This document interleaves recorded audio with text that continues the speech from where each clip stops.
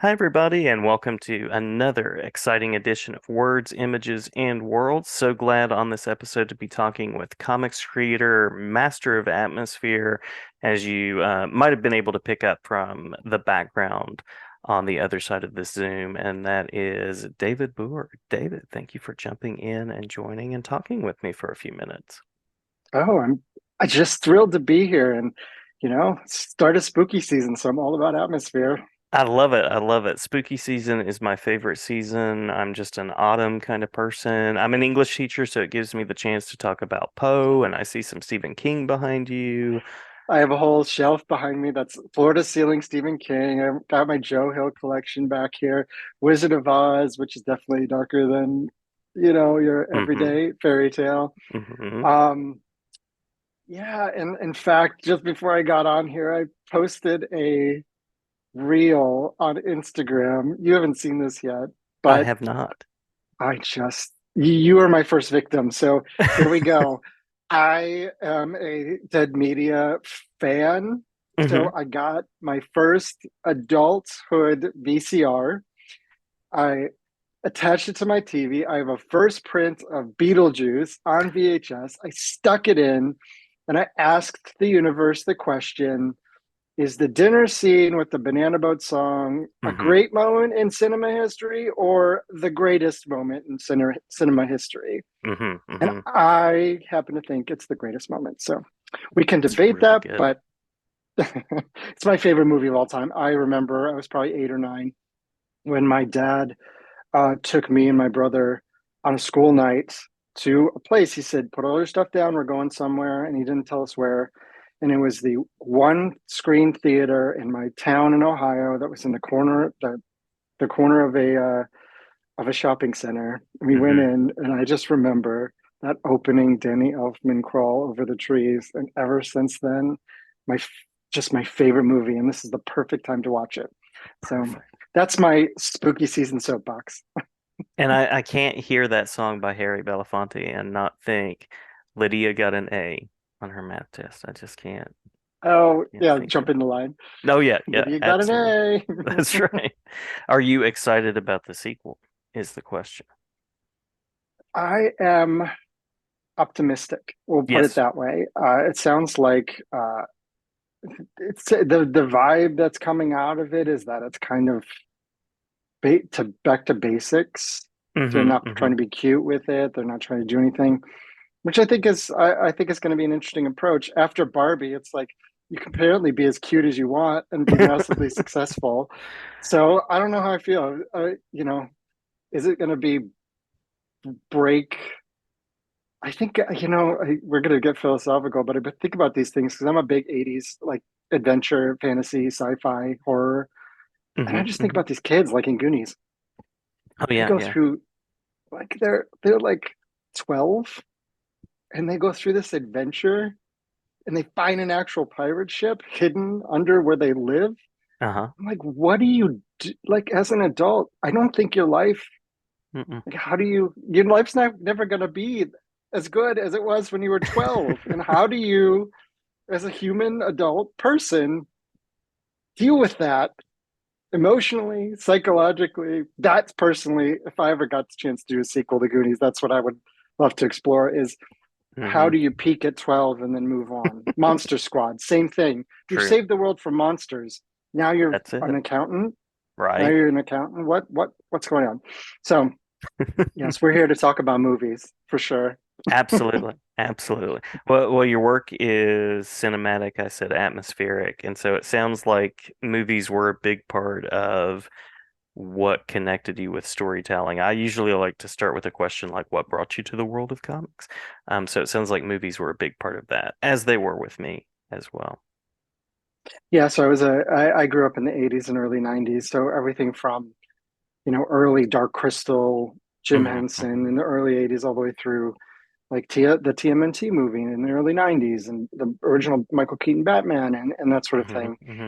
Hmm. Um, I love that. I was an avid reader. I didn't I used to say I tell this story a lot, but I used to say I came to comics late because I started reading like the single issues and collected editions as an adult.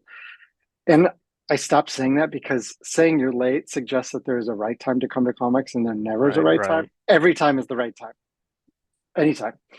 And then also I realized as I got more familiar with comics, I realized I read Mad Magazine, I read Far Side, I read the Sunday Funnies, Calvin and Hobbes, Family Circle. I read comics as a kid. It just wasn't the type of comics that you go to the comic shop and buy off the shelf, right? So True. it was like this epiphany that I had where it was fun to realize that Calvin and Hobbes and Watchmen basically had the same DNA, Hmm. different branches of the same DNA tree. And then exploring all of that as an adult, I got to read Watchmen, Fun Home, Mouse, all of those I got to read for the first time as an adult. Hmm. Hmm. Um, and fairly recently in the last 10 years. So it's been it's been exciting. I've got a good friend who told me once I said something. I hadn't seen a movie, and I said to her, "Oh, I hope you don't judge me for not seeing that." And she looked at me confused. She says, "Why would I judge you? You get to experience it for the first time, and I never get to do that again." And I'm like, True. that's how I treat everybody who hasn't seen something. I'm like, "Oh my God, you haven't seen Neverending Story? Well, buckle up because you are gonna get to see it Hmm. for the first time." Absolutely. Absolutely. I was a little off put when it actually ended. As a child, seeing that movie, I was like, it's perfect. It's like the never-ending gobstopper of film. And then, but that's okay. That's okay. We were just watching Simpsons. There's a Lionel Hutz, the attorney, says, "Mr. Simpson, you have the strongest case since I brought that lawsuit against the never ending story." Nice. Very nice. Yeah. Yeah. False Um, advertising. that's right. But so worth it. And there were sequels, so technically it could still go on. So I'm going to mention Specs being one of the books that I know you for, and also Rain.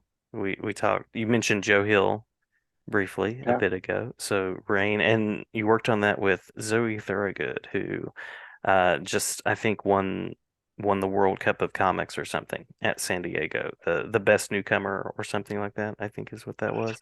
Yeah, So for so sure. wonderful book as well. So curious about how you go about the process of creating these stories with this atmospheric sort of take, because we've talked about kind of the superhero comics world, but there's so much more. And you mentioned Fun Home and all of these wonderful books. So comics do a lot of things.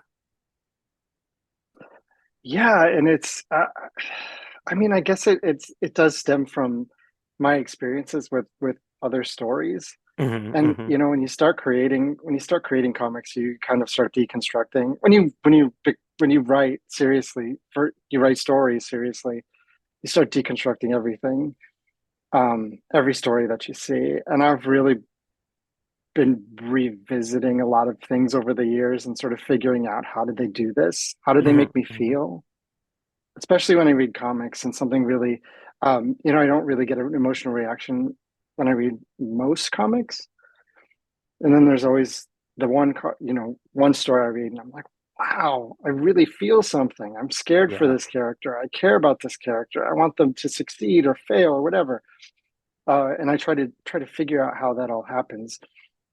But for Rain and Specs in particular, to create the emotional attachment to those two, to those stories, Hmm. Hmm. and dread and suspense and fear and evoking those things, it's just really pushing to make the audience, not make the audience care, but bring the audience along for how much that you care about the characters who are going to be thrust in these horrible, horrifying situations. Hmm. So, Hmm. Rain, if you haven't read it, if you're listening to this and you haven't read it, please read it. I don't want to spoil the opening chapter because it's just Yeah. like a punch in the gut. But when the thing happens, that happens. I That think involves rain. It does it involve does rain. involve. I mean, I can tell you what the premise of Rain is that these two women, Honeysuckle and Yolanda, are starting. They're moving in together in Boulder, Colorado, and they're starting their lives together. And Hmm. it's Hmm. August. It's moving day. The sky is clear and it's beautiful, and everything. They're lovey dovey. They're having the time of their lives. and the clouds roll in, but instead of raining down water, it rains down crystal needles about the size of your thumb. Hmm. Hmm. And so, in this first downpour that spreads across Boulder and Denver, 8,000 people die because it's a beautiful day and all these people are caught outside. Families, children, old people, pets. It's just nobody is spared. And then this strange weather system starts spreading across the globe. And the story becomes sort of strange apocalypse story about survival and love and loss Hmm. and grief and moving on. And really, it's this genre of horror that I like. I really love to play in the sandbox, which is character first horror. Yeah, yeah. So if you haven't read Rain, think of Bird Box, Quiet Place. Um, those are two really good examples of following characters in the apocalypse. And so it's less about the zombies biting your face off. Hmm. It's more about worrying that about these characters getting their faces bitten off by zombies, if that Hmm. makes sense. Hmm. Hmm. So in Specs, it's a similar, it falls into a similar bucket because it's set in 1987. It's about two best friends in high school.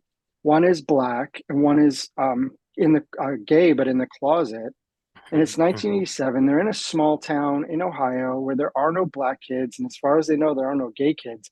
So these two are best friends as outsiders, and the main character is the kid who's in the closet, and he's struggling with whether or not to tell his best friend, his truth, share his truth Hmm. with his best friend because he's not sure. And it just so happens that he gets a box full of these Silver Age comic books from his older brother. And in the back of one of the comic books is an advertisement for the Magic Specs, which Hmm. are novelty glasses that when you put them on and you make a wish, the wish comes true. Well, this comic's like 25 years old or whatever. And these glasses end up showing up at the doorstep of these kids. And they put them on and they're 17-year-old knuckleheads. So they make all kinds of funny wishes. But one wish really backfires bad and it causes this town to turn on them. Hmm. Hmm. And becomes a supernatural horror story about the wishes we make, the wishes we don't make, and the consequences of either one of those choices. Hmm. Hmm. And just like good science fiction, I think really quality horror stories take you to that character-centered place and kind of ask those questions, social or political or whatever the questions happen to be. And so you get to the end of it and you go, okay, yeah, yeah, now I see things in a different way. Yeah, especially with specs. You're Hmm. literally looking, these glasses literally put a microscope over these boys' relationship with themselves, with each other, with this town, Hmm. and it Hmm. forces them into their truths.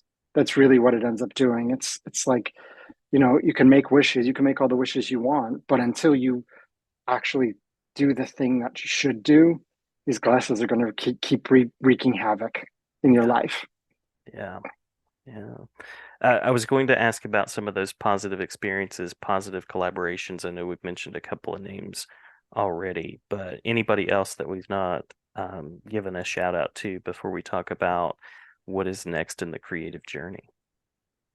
Well, yeah, Chris Sheehan is the artist on Specs, and they're Mm-hmm. amazing, and we've gotten to be close over the year or so that we've worked on that, and they also were the artist on House of Slaughter, which is a tiny little indie book nobody's ever heard of. I'm just kidding; it's wildly successful.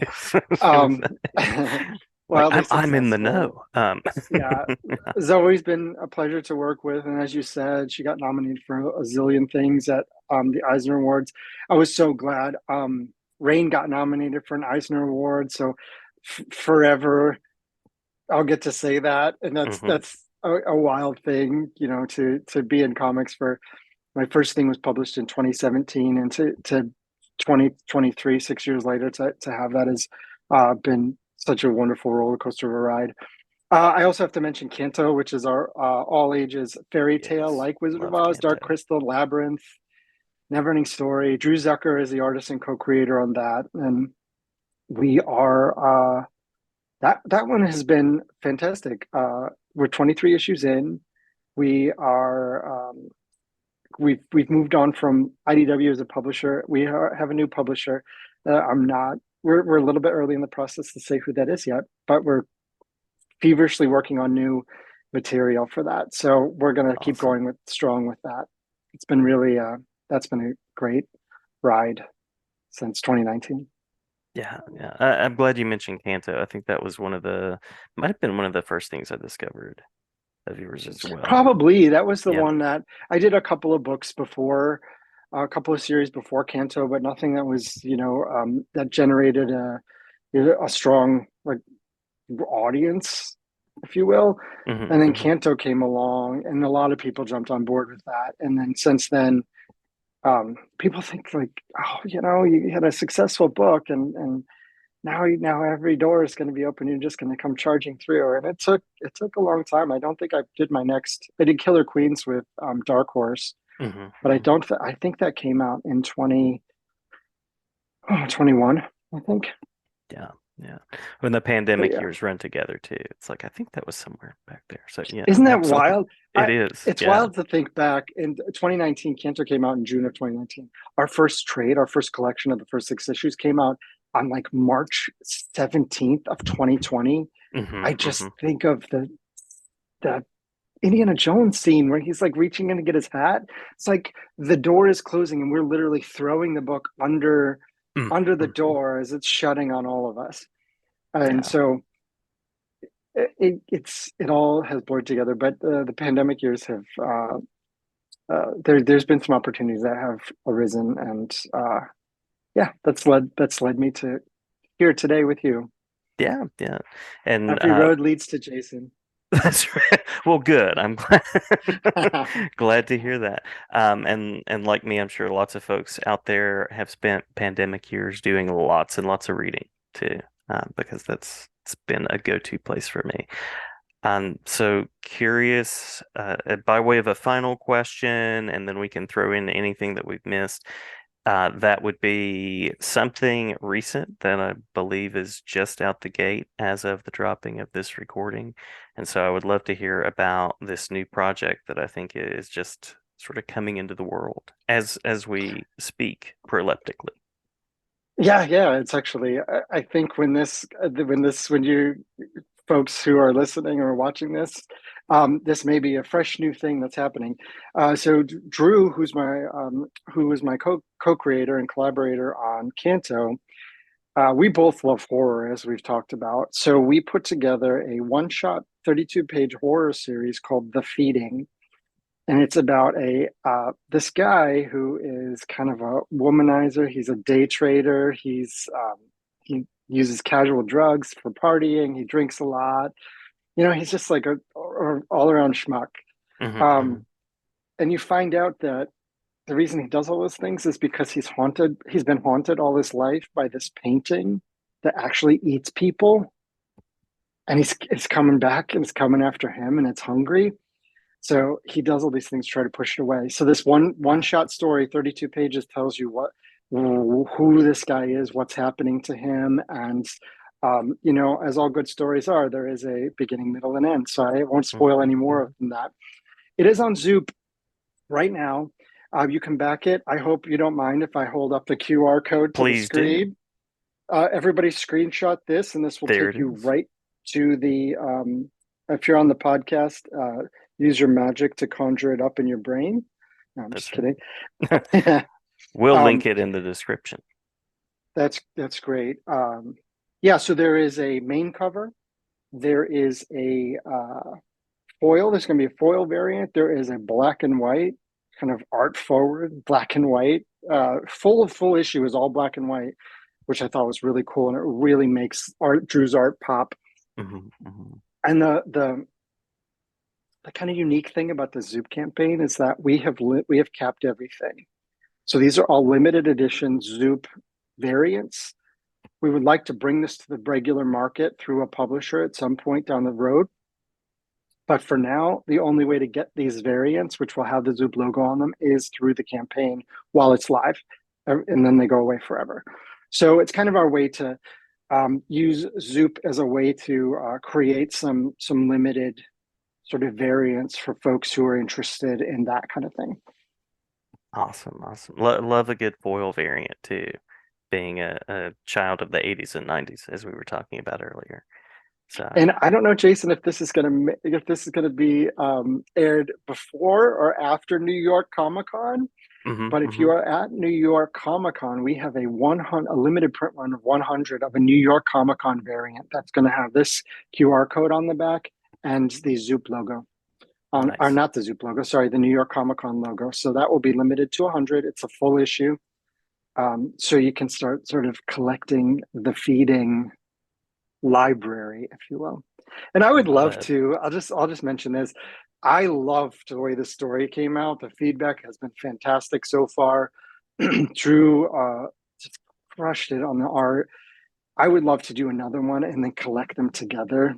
Do hmm something hmm else art related, and I think I would like to call the collection the Night Gallery, Love it. Love and it. Yeah. just have the two like shorts together, and maybe a host, the curator, Nice. creepy, Nice.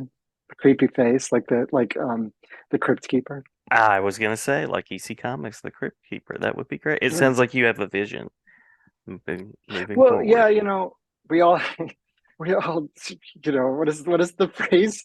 Man plans and God laughs or whatever. Right, right. That's I plan. Yeah, I have a big overall vision of this, and I mean, horror is so perennial. That's hmm what my experience has been. That even mediocre horror, people are interested in it, and comics are usually pretty fast reads, so you can consume a lot of content. hmm hmm So the more horror that we can produce, I think the more folks will like it. So doing something that turns into kind of an ongoing creep show esque collection, I think would really serve the, us as Yeah. readers. Yeah.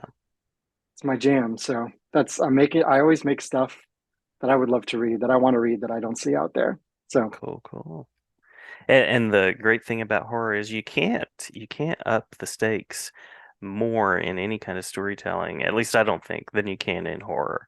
I mean, romantic comedy, they don't get the other person, and so you get to move on. But in horror, the stakes are always high.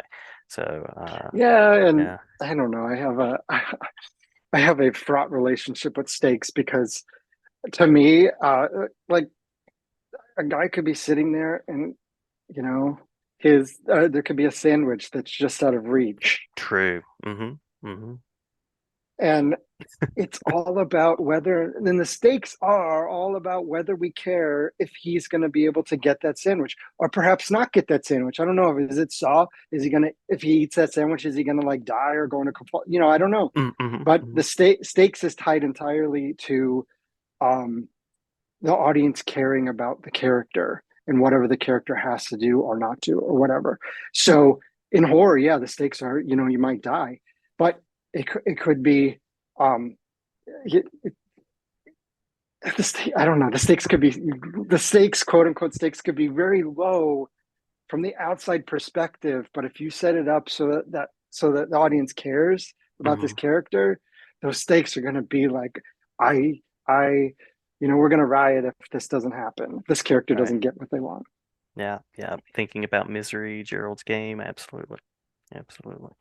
Well, in Kanto, Kanto hmm is, you like how I just seamlessly put that in the same I bucket as love that. Misery and Yes. Child's Game. Absolutely.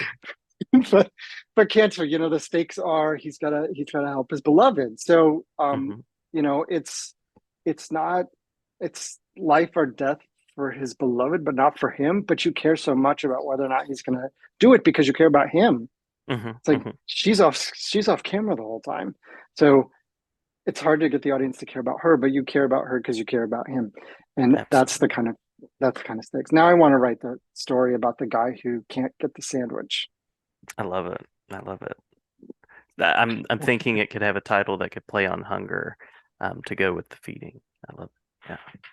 There you go. Yeah, Pang, Pang, Pang. There you go. Like it. Like it. And he's Well, have like, we? Oh, sorry. Go ahead. yeah. I was just gonna say he's on the verge of starvation, and the sandwich is right there, and somehow he can't get it. He has to get it. Oh yeah. Absolutely. Absolutely. And I could see you cooking it up. as a story as well. Did you just make a I sandwich pun? totally did. I totally did. There was a total I like am so here for that. That was there was like a that's 10 out of conceit 10. there. Yes. No notes. 10 out of 10. No That's right. notes. Thank you, thank you, thank you. So we've talked Beetlejuice, we've talked Goonies, we've talked Rain and Specs, the feeding. We've come back around to an extended metaphor about hunger. Have we missed anything that you would like to make sure to share? Other than I would love to play Harry Belafonte as like the intro and outro music, but someone at a record company would probably get mad at me for that. Those are the stakes, Jason. This is Try true. it. This is true. Try it, and we'll see what happens, right? What could happen? What could happen? What could Does the happen? No, audience I have think we've enough? yeah, I think well after what did you say? Eat it, cooking pun. That's right. It's the That's right. audience is fully in. Awesome. Um, yeah, I think that's it. I mean, the big thing is the Zoop campaign right now. There's a couple Hmm. of different books, uh, like fantasy horror, um, all ages coming down the pike. So just I would urge everybody to follow me on the social medias because, like Hmm. all of us in comics, we do nothing but sit around and wait for things that had to happen to us, and we can share on social media. So Right, right. yeah. So In yeah. any social media du jour? Yeah, well, I have all of them, Yeah. unfortunately. Womp womp. But Yes. so Instagram in particular, I'm at David M. Booher because somebody has at David Booher. And I do a lot of streaming on Whatnot, bringing a lot of my signed books to Whatnot to sell personally from me. It's like a little mini Comic Con, artist alley, if you will. Hmm. My handle there is at David Boer, and if you are intrigued by the feeding, I bring Specs, Rain, Canto, all those will come to Whatnot. I'll have some of the feeding. I'm hoping to have a few extras at the New York Comic Con that I would like to bring to Whatnot. So follow me there if you can't make the show, and you'll be able to get your own fancy variant cover for the feeding. Love it, love it. Well, thank you so much, David. It's been a great talk, and I'll make sure to link the Zoop as well as your Instagram in the description and have a nice pop-up box that has that for the video. And always a pleasure. Be glad to have you back anytime. Great. We'll see you tomorrow then, right? All right. Yeah. Same time. Yeah. Same bat time, same bat channel. That's right. Now the Warner Brothers people are. I better sign off. Um, but thank you again so much. Thank you for having me.